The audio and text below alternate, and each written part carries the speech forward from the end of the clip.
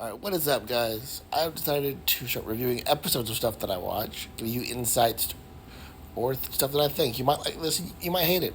I guess we'll see. So, we're starting with the 1990s The Flash. This is episode 17. Eventually, I'll come back and do the other 16. But this is what we're starting right now. So, this episode is called Twin Streaks. And in this episode, two scientists are performing illegal experiments trying to clone people. Unfortunately, all of their clones keep burning out into nothingness. So they get the grand idea to go to Central City because they hear of the amazing things that the Flash can do.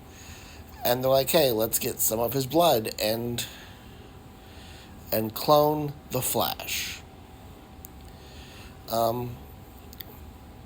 So they do, and it works. The only problem is that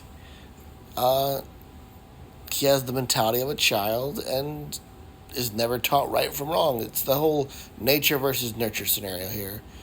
The obvious stuff happens.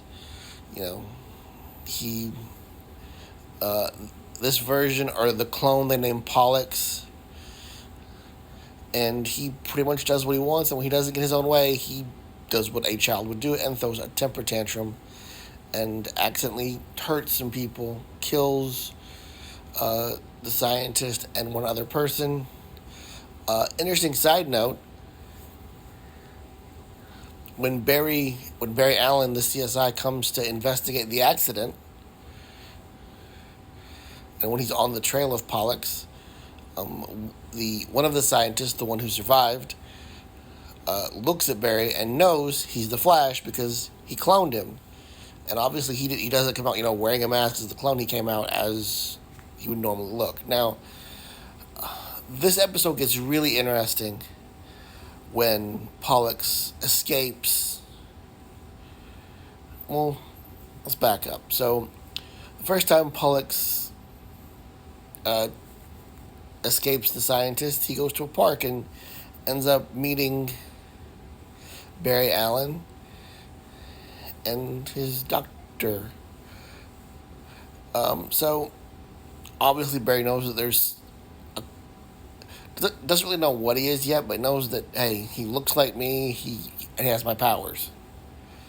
They eventually come to find out that he's a clone. Now, when the clone discovers that he's a clone, he rejects this truth and goes out to find out who he is. So what a lot of this episode really deals with is who he is and what he is. He eventually mistakenly believes he's Barry and wants to become Barry. There's even a scene where he's in Barry's apartment and Barry's dog is like, you're not my owner. You may look like him, but you don't smell like him. So he immediately rejects that. And there's one final scene where Barry informs him that he can't just allow him to roam free, and Pollux won't be stopped.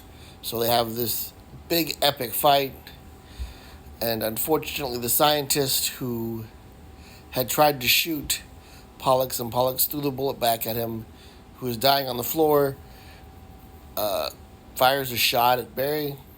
Don't really know why he does that, but he does. And Pollux meets his end, saving Barry Allen. And there's this really emotional scene after Pollux dies. He burns out of existence, and Barry is just left clutching the blue Pollux suit. This episode deals with a lot of who are we. Like I said before, nature versus nurture. He's listed as a villain on a lot of fan sites and various websites. I reject this. I don't think Pollux is a villain. I think he's a victim. The scientists made him and didn't really take the time to get him to develop or teach him right from wrong or any of the basic things that happen when we're kids. They just were worried, they just were focused on the military and the financial implications of Pollux. And as I said before, in my Batman video, if you watch this and it it looks familiar and the tone of the setting is familiar, a lot of inspiration comes from Tim Burton's Batman. As a matter of fact, I want to say that I'm pretty sure about this, the fact that they used a lot of set pieces from the original Batman on this film, or on the show. It's an underrated show. It definitely should have gotten more than one season, but it didn't.